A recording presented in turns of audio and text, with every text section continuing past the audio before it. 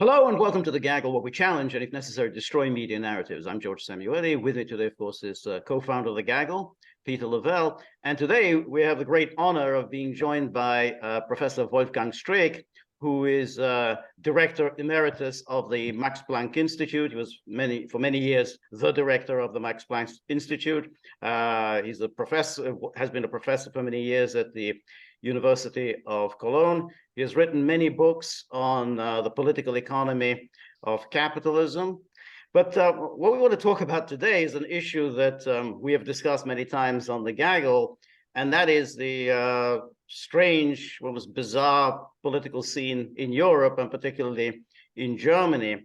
And so perhaps, Professor Streeck, we could start off with trying to figure out how it came about that Europe has embarked on a policy with regard to sanctions, with regard to Russia, with regard to the war, that is obviously so detrimental to Europe's interests. And then following on from that, how did it come about that Germany, which we remember back in the 1960s and then in the 1980s, had a very strong peace movement, was very much opposed to nuclear war, stationing of nuclear missiles, ohne mich, we remember that slogan, and committed also to the Ostpolitik for many years, so much so that even the Christian Democrats committed themselves to the Ostpolitik.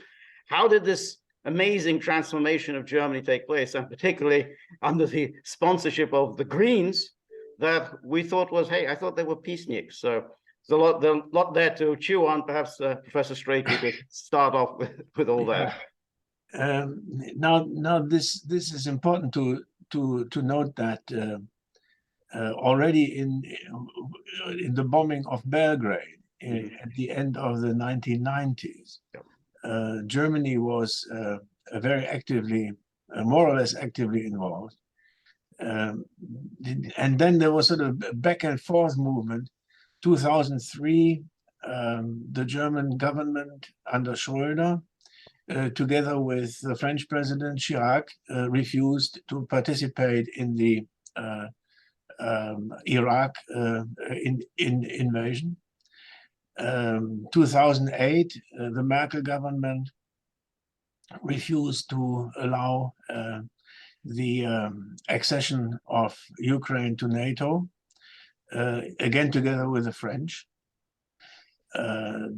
And Merkel also, together with Hollande, tried to negotiate a sort of peace agreement in Ukraine, Minsk I and Minsk II, which specifically excluded the United States from the negotiation, which I think was a reason why the US sabotaged this agreement, and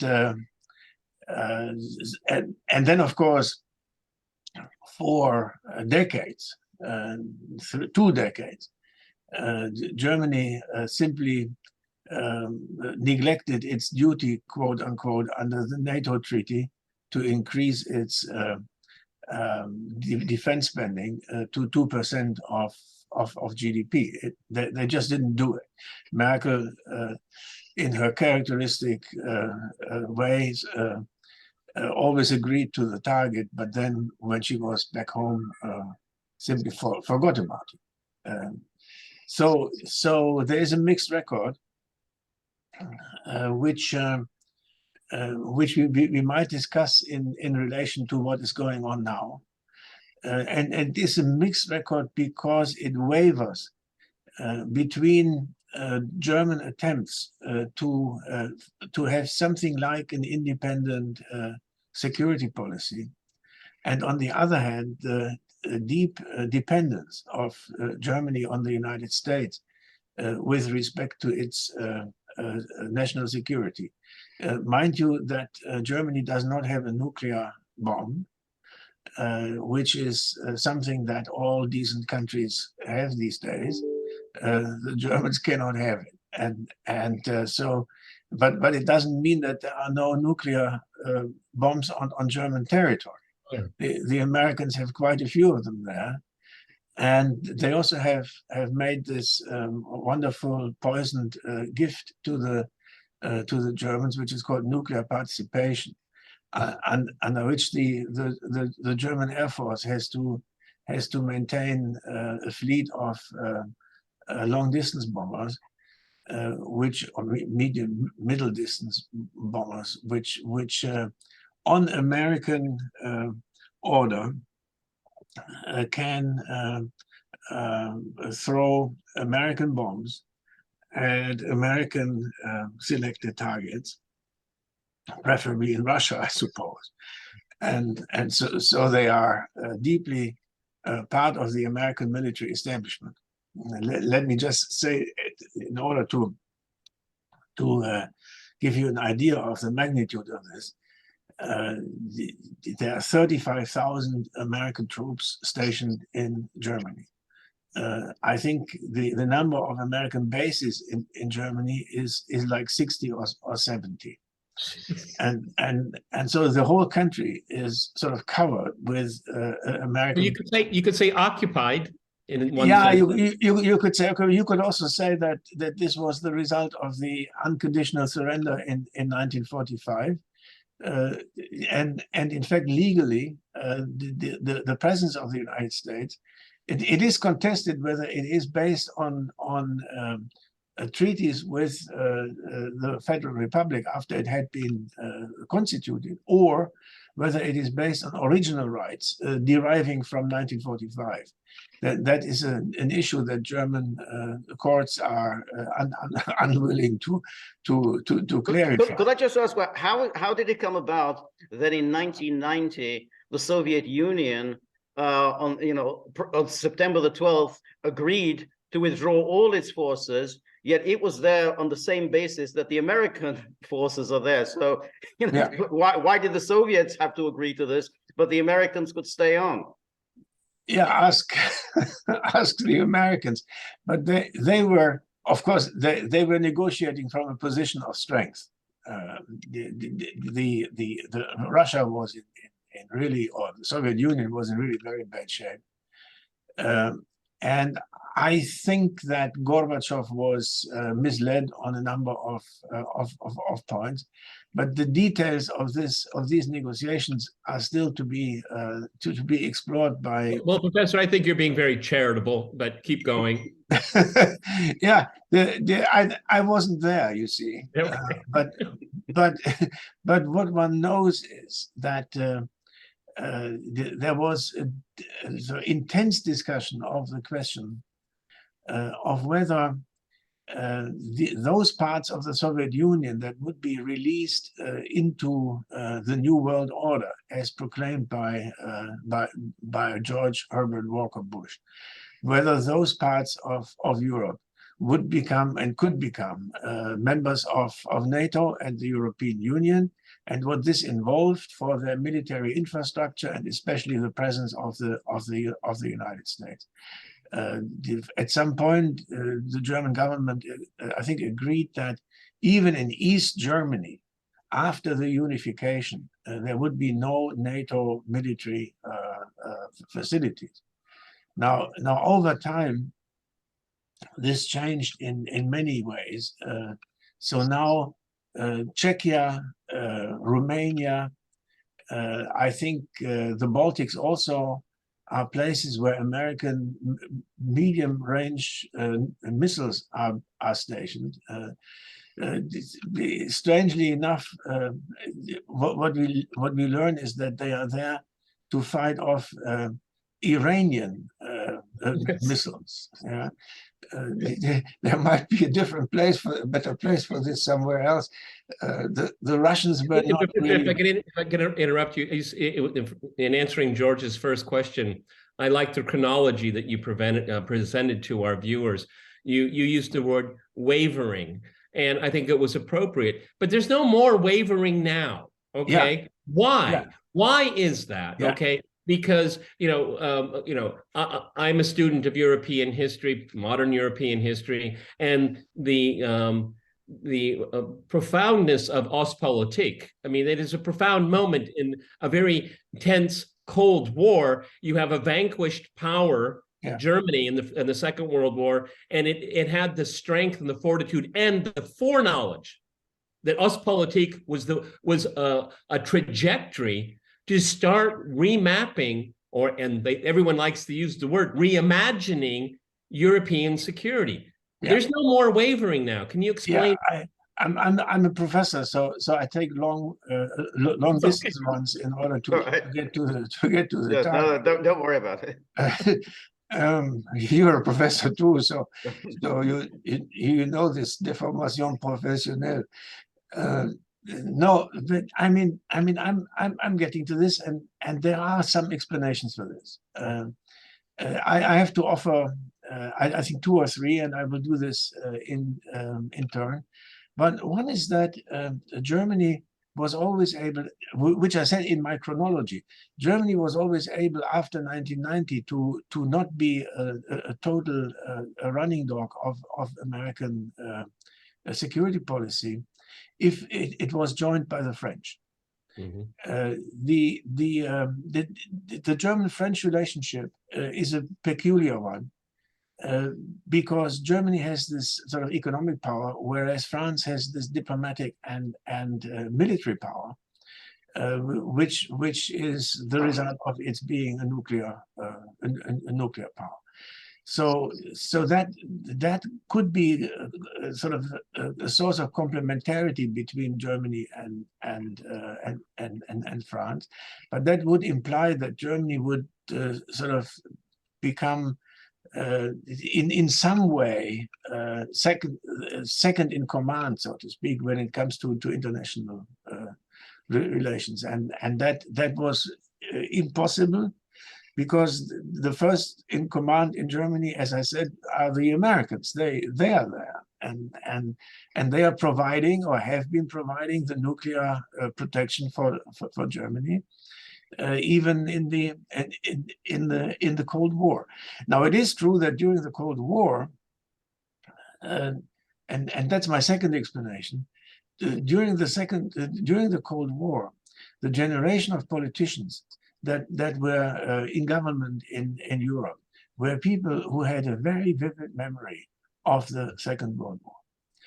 Mm-hmm. And if I want to draw sort of in so many words a short lesson from the war, then it was like, wars are not worth fighting even for a good purpose, because the way a war goes is that it takes so many sacrifices, victims, does so much damage that any good or not so good intention at the beginning is totally covered up by it.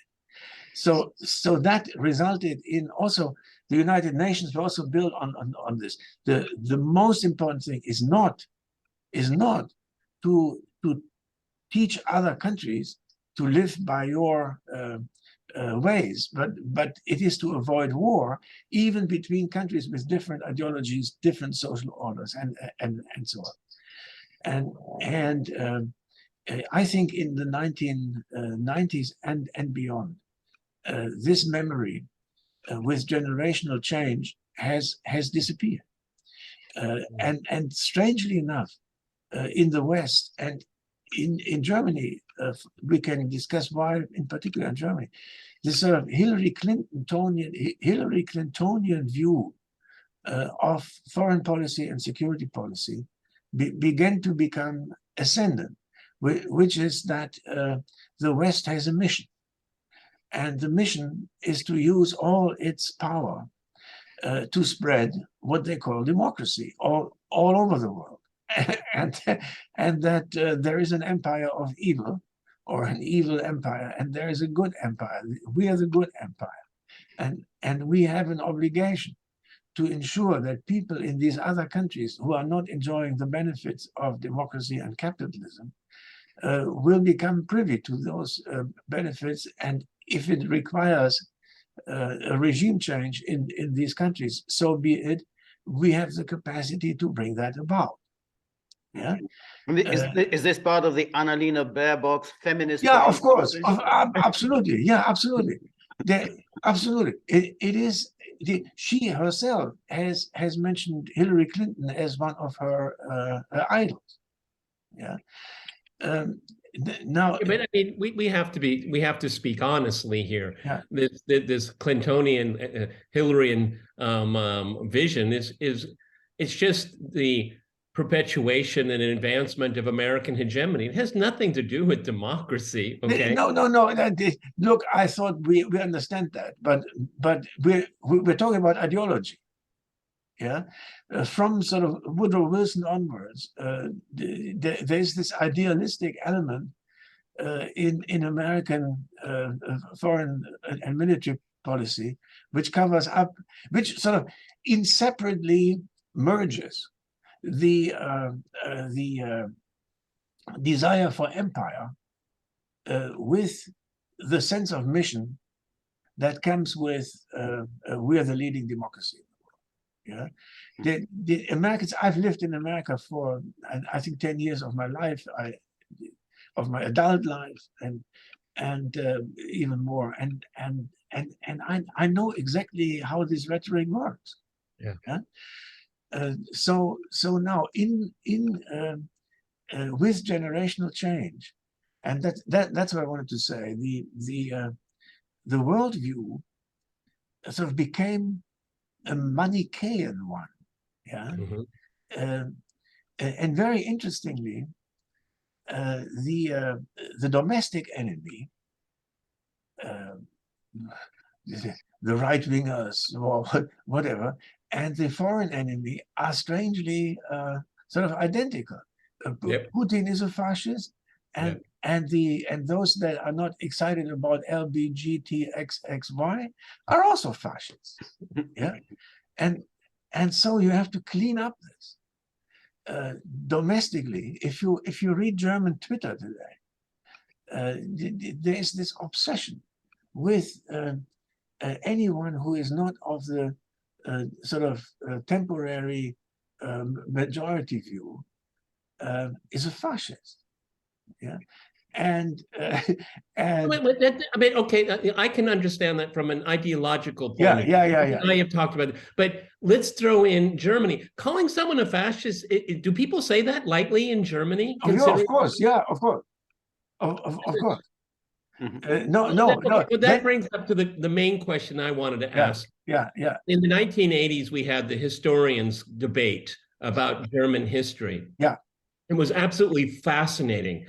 And it was very difficult on many, even comment on an emotional level, I think, too, because these were really great minds.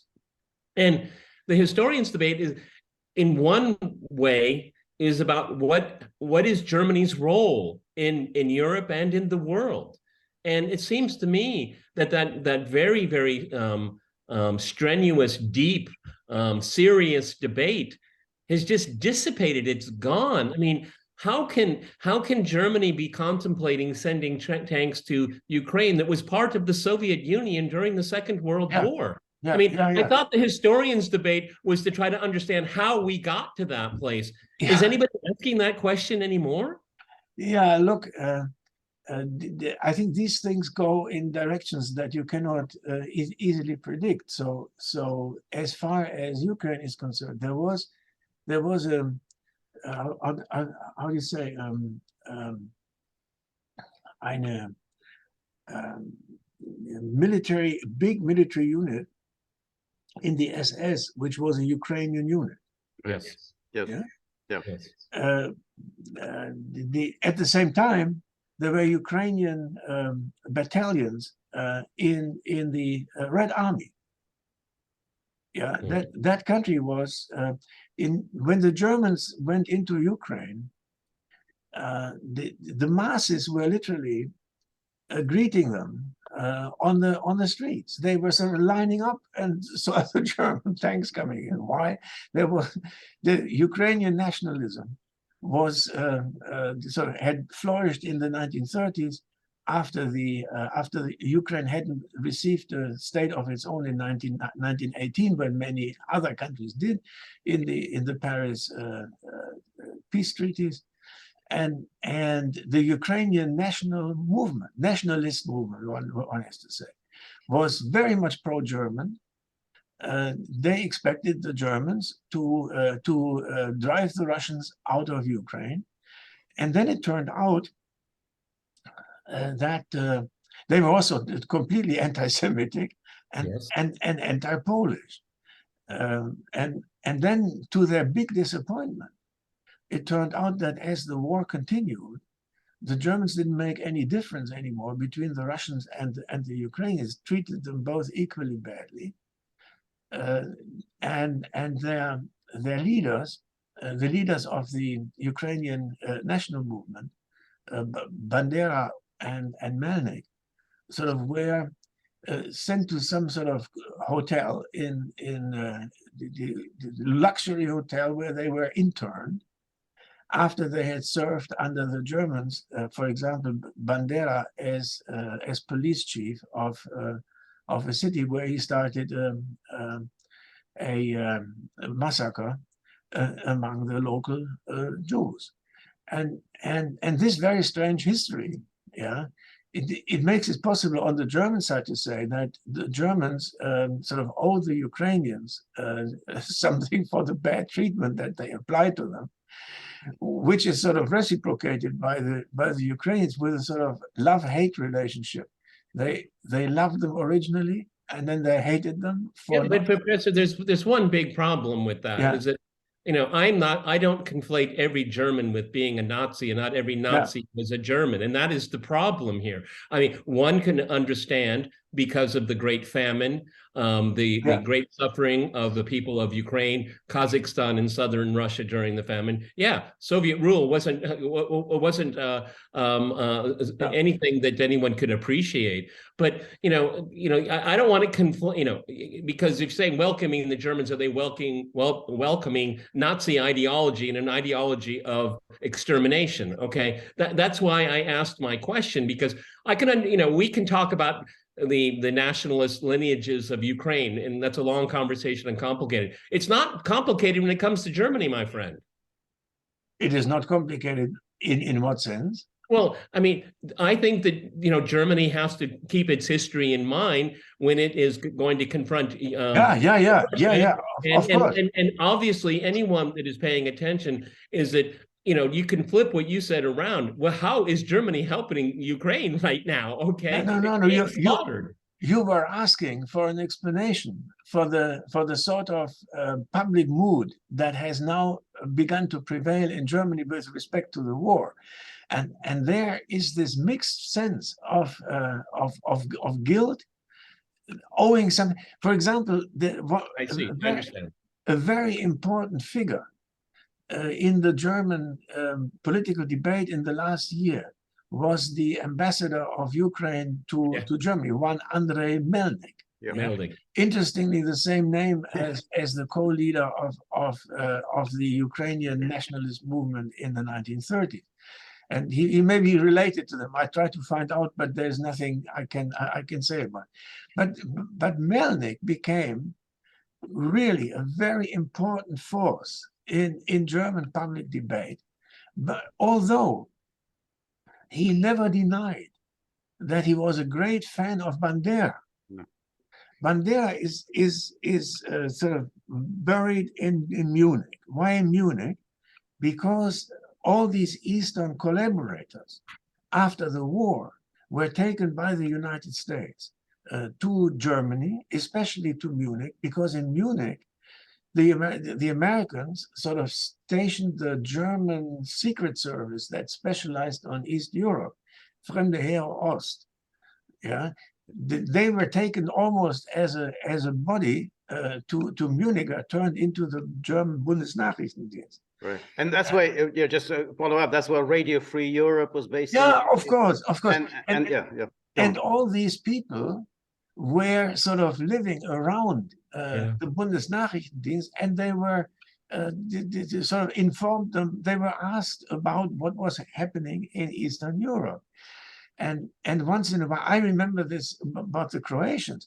That there were all these Nazi Croatians that formed a community around Munich, and sometimes there were agents from the Soviet Union or from Yugoslavia who executed one or two of them because they had, and the same happened to Bandera. Bandera Exactly. was killed after the Russians had, well, given him a fair trial and then shot him. Yeah, in this environment, this Melnick was completely at home. Yeah, every year on Bandera's birthday, these people congregated in Munich around his grave, accompanied by the ambassador of Ukraine in Germany, and the German foreign secretary 4 or 5 years ago publicly stated that the activities of the ambassador of the state from Ukraine were inappropriate for a member of the diplomatic corps in Germany. Nothing else happened. So then he became a very important force, sort of telling the German public that they owed the Ukrainians everything from there's also a moment, I don't know whether you recall, Professor, when Yatsenyuk, the former Ukraine prime minister, I think it was on German television, and said, well, you know something about Russian aggression. You remember when the Russians invaded your country in 1945, which was quite an extraordinary statement. Even the German journalists were a bit, flummoxed by that comment. Yeah, but Professor, you said the German Foreign Ministry took exception to that. Yeah. So I have to conclude that above the German Foreign Ministry are the Americans, and they're saying, oh, don't make a big deal about it. Because that's the only explanation I can draw, because, I mean, there's too many important scholarly works studying the rise of the Nazis and their rule. I mean, that time period in German history is one of the most studied time periods in the history of the world. And then you have a foreign ministry that is, says inappropriate. Well, I think it's obviously more than inappropriate. Of course. But it's weakness. Of course. No, in my view, the ambassador of a foreign country has to be accredited with the president of the state, and I would have thought that only one visit to this thing would have to have ended his accreditation. Yeah. So it's quite possible that you tell the ambassador to please go home because you have misbehaved. Yeah, it didn't happen. It didn't happen, and then during the war, he was a guest on every talk show, at least maybe 2 times a month, sort of moving from one talk show to the next, and very, very influential on the German. That's not the only. This is one of the explanations, but my main explanation is this for among what I call the green generation.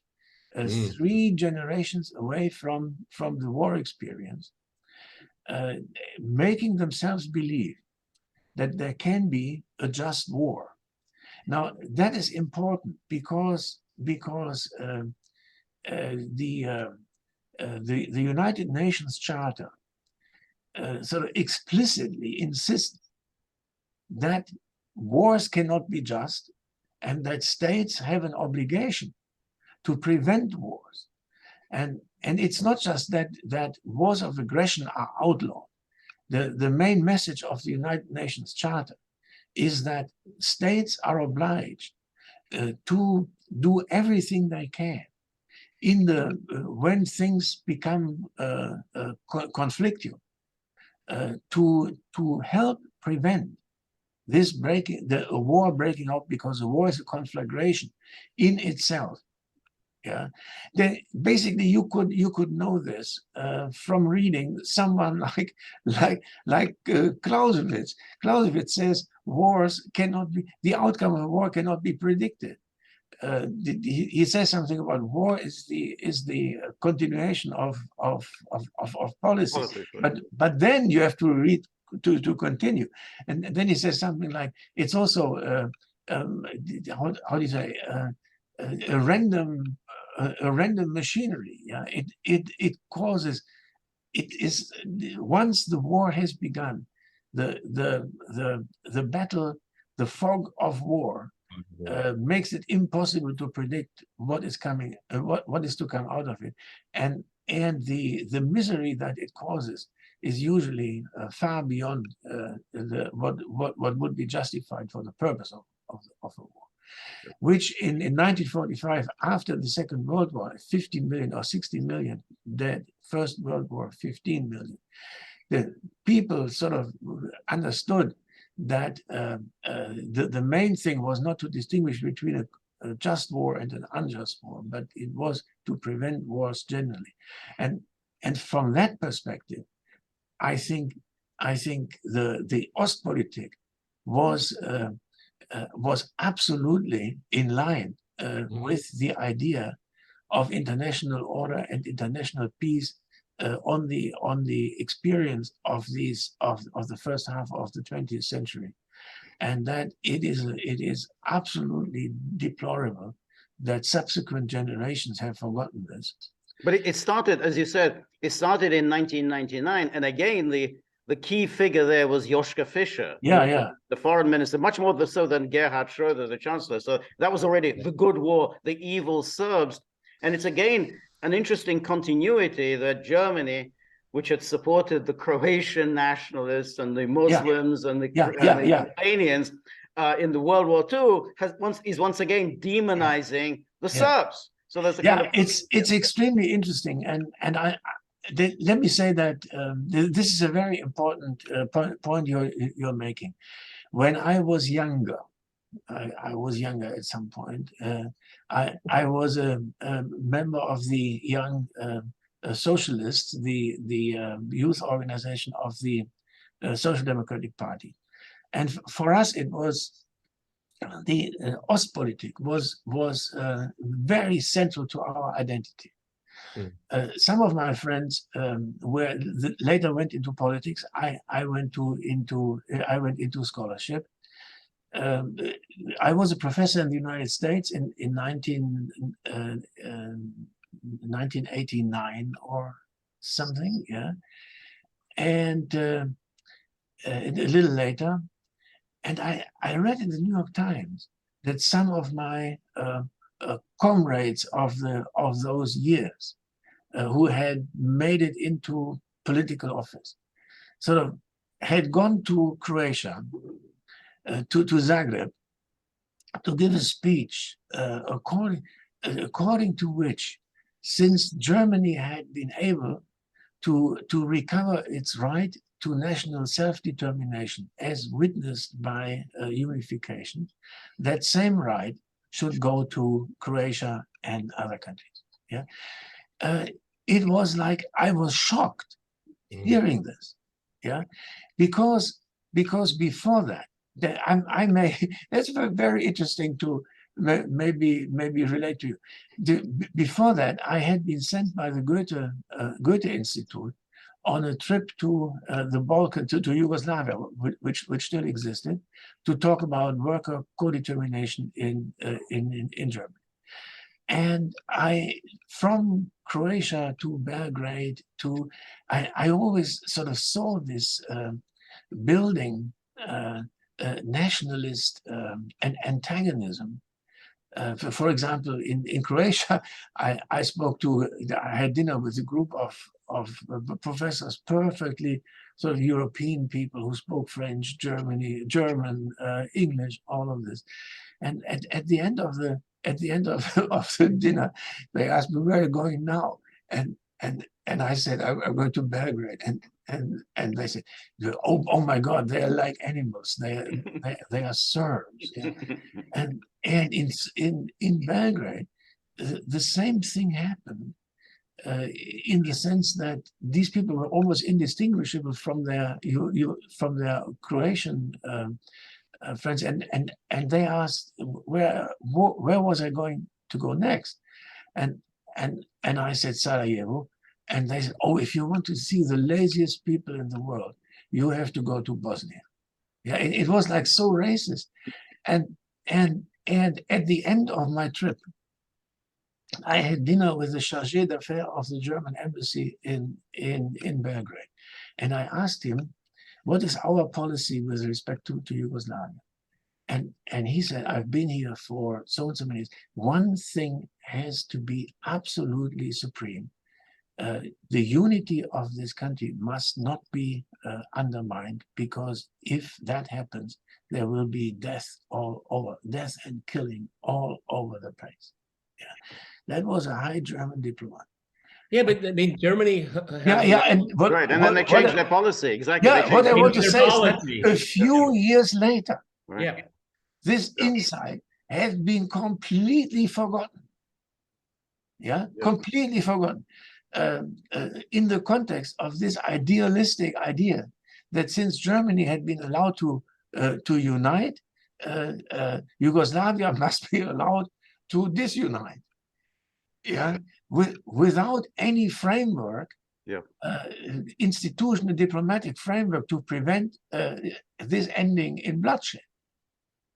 I don't want to waste a lot of time, but because I know your time is valuable. But please tell us how Germans feel now, today. I mean, the German economy is reeling because of the sanctions. Energy prices are very high. German-Russian trade is plummeted, and there is the reality of, at least in some sectors of the economy, deindustrialization. How does that sit? I mean, because, I don't want to tell you your history, but I mean, since the Second World War, Germany has a couple of things to be very proud about: stability, prosperity, excellence. Everyone loves German cars. I love Mont Blanc pens. Okay, a lot of that is at stake right now. A lot of that's at stake right now. I mean, is this change that the three of us have been discussing, is it worth it? Yeah, no, you're saying quite rightly. It is at stake, but it has not yet sort of percolated to the general context. Why is that? Why is that? This is a case of extreme uncertainty and disorientation, and it's hard to imagine for the normal German citizen that we might be embarking on a history of deindustrialization and loss of prosperity and stability. Then, of course, this has been, or the imminent decline of Germany has been predicted for some time and on different occasions. I remember the economist in the early 1980s. Germany is the sick man of Europe. And so people have become used to this. Was in part, I mean, coming out of Britain. It was wishful thinking to a large extent. It didn't realize. We studied in the 1980s how German industry was able to adjust to the competitive challenge from especially Japan, better than French industry. It had something to do with a skilled labor force, very good sort of management, understanding how production processes go. Now I think the challenge is much bigger. So many things are in flux that if you look at the political debate, you almost think that people are closing their eyes in order not to be too confused. The German-French relationship is at stake. Nobody knows what's next for the European Union. The European Union may be falling apart. Britain has already left. The East Europeans are doing their own thing. Italy is sort of on a rapid decline, and Germany as a hegemon in the center is definitely not able to hold this thing together. You would have to be a much bigger country with much more muscle to do this. We don't have. But in your article, which is outstanding and which we're going to post to go with this video, you suggested that the Greens, they don't really like Germany very much. So there's not such a problem for them. and economic development isn't something they're that interested in. So, we had this somebody, Robert Habeck, he was in Brazil saying, well, sustainability is much more important than economic progress. So you've got people in power who really don't care very much for the Wirtschaftswunder and the German, economic prowess. Yeah. Now they are learning, I think, a little bit in government. But what I would like to emphasize is, apart from the economic situation, from the economic future, is the political future. If in a country like this you violate people's expectations to the extent that you tell them that the times of prosperity are over, and now we have to pay for Italy, Ukraine. We have to stop exporting cars to China. We have to buy the expensive American liquid natural gas, and all of this. That could lead to considerable disappointment on the part of very large sectors of the electorate. I abstain from making predictions. All I can do is point to problem zones. Selling this kind of political future to an electorate is difficult in any country. Well, I'm sorry, but particularly in the case of Germany, I think, given the first half of the 20th century, and then we speed up to the post-war period, the prosperity and stability is Germany's calling card in the world, okay? And the world can learn from it, from a country that had such instability, such violence, and by any standard, it was a success. I can't comprehend how people can say, let's give that up. I'm sorry, I can't get my head around that. Yeah, but idealism is something that is also a force in politics. Marx, in one of his very sort of enlightened bon mots, said something about, wenn die Idee mit dem Interesse kollidiert, dann hat sich die Idee am Ende immer blamiert. If you know German, if the idea collides with the interest, then it is the idea that at the end is defeated. Yeah, but the struggle between ideas and interests can take a long time, and it can be very costly. And all sorts of disasters can happen on the way. Yeah, I think it's because Germany has had problems in the past with idealism, extreme idealism, being driven by ideas. Yeah, but then of course you have to count into the equation the problem of Europe and the future organization of Europe as a continent. You have to bring in the presence of the United States. You have to bring in the capacity of the United States to basically, I think, corner the Chinese into their part of the world and try to exclude them from the future shaping of the world order. There is this Greek historian by the name of Thukydides, which you certainly know, and if you remember the history of the Peloponnesian War, the puzzle that he ascribes to the Athenians is, as you know, they look at Sparta. Sparta is sort of growing and growing. And the question on the part of Athens is, when is the point that we need to attack them in order to still be sure that we can win the war? Otherwise, they'll attack us. And that feeling is present not just in the United States; it's also present in China. And it may have been the problem for the Russians looking at Ukraine and the United States, trying to encircle them. How long can you wait until you lose the capacity to defend yourself? Right.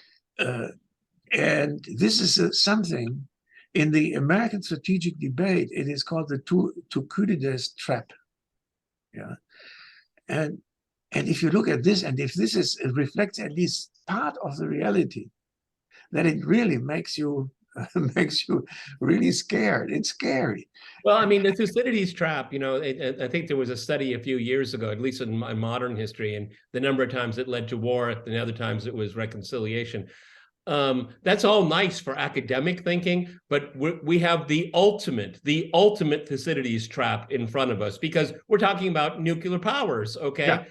I mean, we can have Athens and Sparta, and it's a wonderful history, the greatest history probably ever written, but it didn't end humanity, and that's where it's exponentially far worse. I couldn't agree more. And from the American side, I think it's a huge gamble. And considering their track record of the last 40 years, I wouldn't be putting my money there. Oh, I could not have put it otherwise. I think you are absolutely right. And add to this that the United States is in two things. They are the leading. They are still the leading power. One is they have the most amazing machinery of organized violence that any society, any country has ever assembled in the history of the world. At the same time, they have a society that is declining rapidly. The number of people who die, I mean, just as one indicator, the number of people who are on drugs and die on an overdose of drugs in the center of the United States. If this is an indicator of the decline of a society, then it really is terrible. A number of years ago, I wrote a piece on this, and if I now look at the statistics, it is going up all the time. Yeah, add to this the enormous amount of inequality that society generates. Add to this you could say the cynicism on the part of those who are most benefiting from technological progress, who are now leaving even San Francisco because they don't like it there anymore. They have their places in New Zealand to which they can go any time. But no, I think that's right. But just to follow up on Peter's point, I mean, what has happened is that the United States has immersed itself increasingly and very intensely in Ukraine. It's brought everyone along in Europe. It now becomes very hard to see how the United States gets off. I mean, because if should Ukraine be faced with complete defeat, that would be a total defeat for the United States and for NATO. The United States isn't just going to accept that. Yeah. So that's why it's such a dangerous situation. Yeah, I want to end perhaps on a slightly optimistic perspective, which is this. I hope for the Chinese to develop some good sense in this. See, Scholz, the German chancellor, who isn't able to do many good things, but he was in Beijing a number of weeks ago, at the end of last year, and there was very little said about what he talked to with Xi, but after the visit, Xi said that there cannot be a nuclear use of nuclear arms in Ukraine by any side, including Russia. Now, if he says something like that, I do not think that he says it without having first talked to the American ambassador, saying something like this. I can tell the Russians not to use their nuclear battlefield arms, the technical nuclear weapons, but you have to tell the Ukrainians that they cannot put the Russians in a situation where they have to use these weapons. And that situation would be, the Ukrainian border to Moscow is about 500 kilometers. Yeah, you can put together an army of German and American battle tanks, Leopards and Abrams, and try to get to Moscow from the Ukrainian border. And I think there is an undertaking on the part of the Americans to tell the Ukrainians that enough is enough. The interest of the Americans is not to defeat the Russians, but to keep them locked down in a long-term war.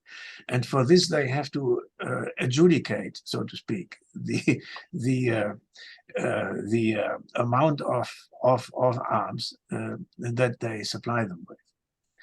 So I think that also the Chinese should have an interest. And when I read the last statement of the Chinese government on international peace, I think what it shows, it doesn't show much, but what it shows is that there is an interest in reassuring the United States that they do not have to attack China now. Maybe because they want to grow a little more in between, yeah.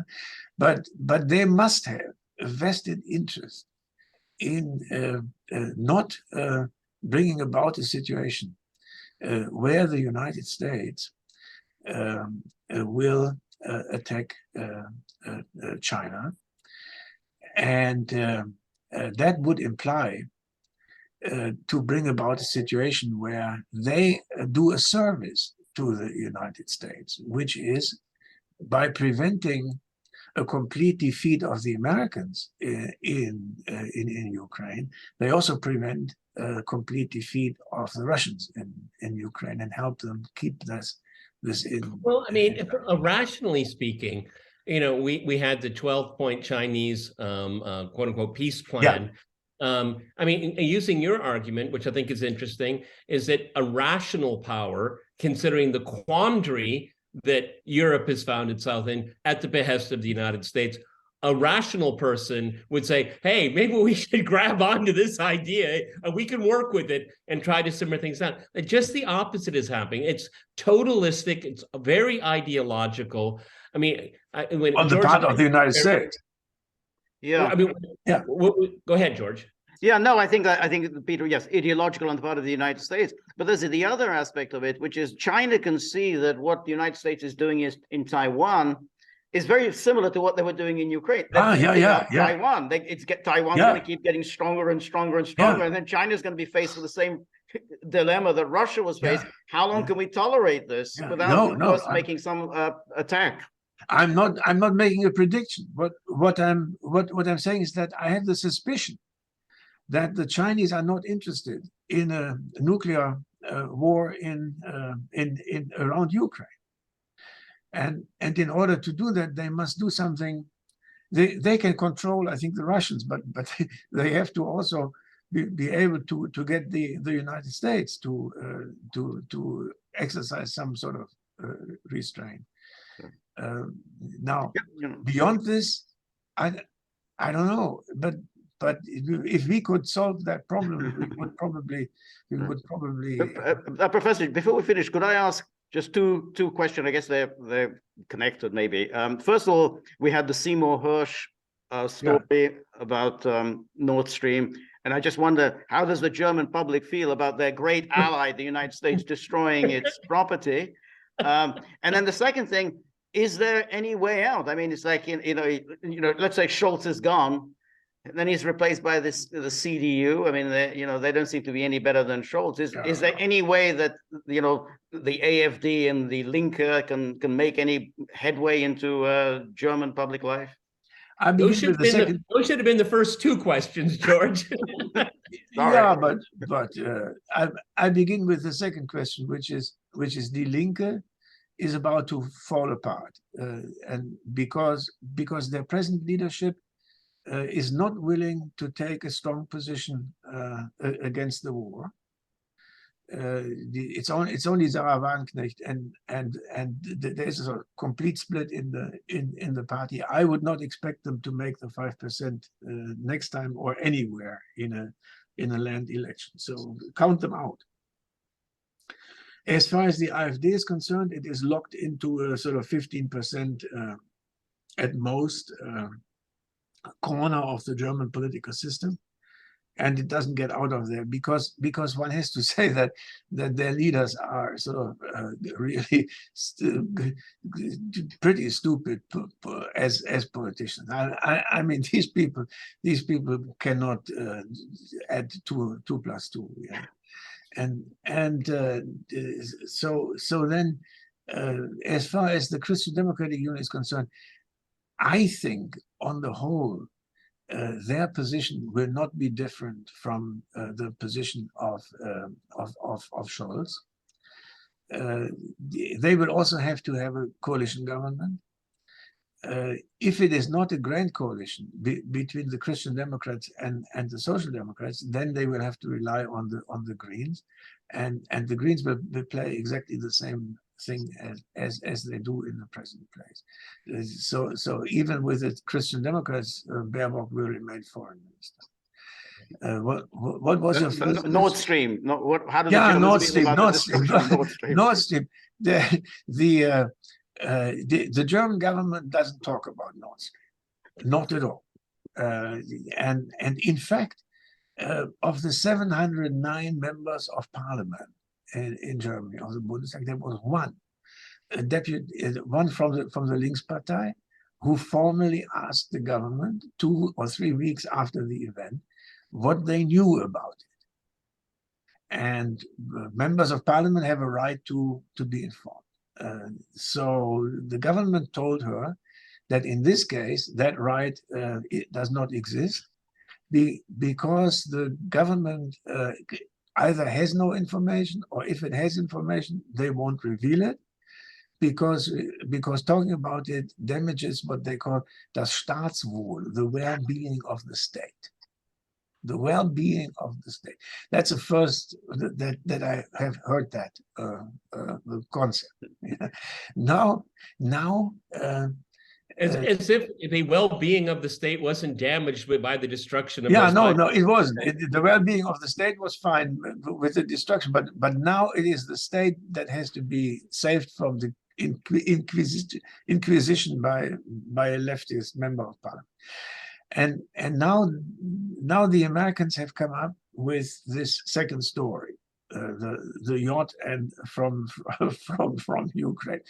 I think that is simply a test on the principle of credo quia absurdum, like in Catholic doctrine. Yeah, they ask the Germans to pretend that they believe the story, just to demonstrate to them that they have no choice to think rationally. Yeah? As it's such a ridiculous story that you concoct them for some purpose, which is probably to insult the audience. Yeah. So now 500 kilogram of prime grade military explosives, yeah, and in 100 meters depth, yeah, where only American Navy SEALs can sort of operate, yeah, and 4 people, I mean, it's totally ridiculous, yeah, and but interesting about the story is this: it gives a Ukrainian connection. Yeah. Now, the Americans do not, or the American military services do not invent these things for nothing. And I think there is a hidden signal in this to the Ukrainians, sort of not to overdo it and not to get too much on the nerves of the United States by asking for, now they're asking for battleships. Because they say that Ukraine cannot survive without sinking the Black Sea fleet of Russia out of Sevastopol. That seems to be a pretty high order. Well, and you could flip the script. There'll be no victory for Russia if they cannot turn Ukraine into a landlocked country. Okay, that's absolutely. Absolutely. Basically, the Minsk agreements are on the table, and they basically outline what can happen there if people behave rationally. That was 8 years ago, and I don't think anyone's going to go back to, the Russians certainly are not going to go back to an agreement that was and that's another issue, which I meant to ask, is Merkel, when she gave those interviews and she said, well, I never really took any of that seriously. Yeah. What kind of an impact does that have in Germany? I mean, in other words, the Russians were right all along. The Russians were, No, she people know her, and she is like that. So she's very easily disowns previous political position. I do not believe that they negotiated in bad faith, because the hope to exclude the United States from this thing by negotiating among the four countries was really strong. And it was the hope to bring in France again, like in Iraq, like before. Yeah. Only that Hollande was such a weak leader that he didn't put enough energy behind it. But no, it was absolutely. I think John Mearsheimer has written a book on negotiations among the leaders of countries, and he insists that they very rarely lie to each other, because it is so dangerous and so important for them to exactly know what. Well, there is the theory, and I kind of like it, and George and I have discussed it many times and have not come to any definitive conclusions. But after the fact, I like what you say, Merkel could kind of walk away from her past. I mean, because Minsk did fail, because they didn't allow it to succeed, they can just say, well, we didn't really take it that seriously. It's a way to exonerate herself in a very weird way, okay? Because it's after the fact. Yeah, it's absolutely true, and I fully agree, and that's the way she always was able to do that. So she was a fanatic friend of nuclear energy before the tsunami, and 3 weeks after the tsunami, she told the world that as a physicist and as a trained physicist, she could not possibly support nuclear energy. Yeah, so no, it's completely arbitrary, and they use it for the political purposes, expediency of the moment. Well, Professor Streeck, this was a fascinating discussion, and thank you so much for giving us your time. And we look forward to. What I would like, if I could suggest a future conversation, you just on the very margin said something that really spiked my interest. Explain to us why European elites are so stupid. I'll leave it at that. Yeah, that's a topic for the next discussion, but I'm very much looking forward to it. I think thank you for your time. It was very, very interesting. And remember, if you like the Gaggle, please like, share, and subscribe. See you soon. Bye. Thank you.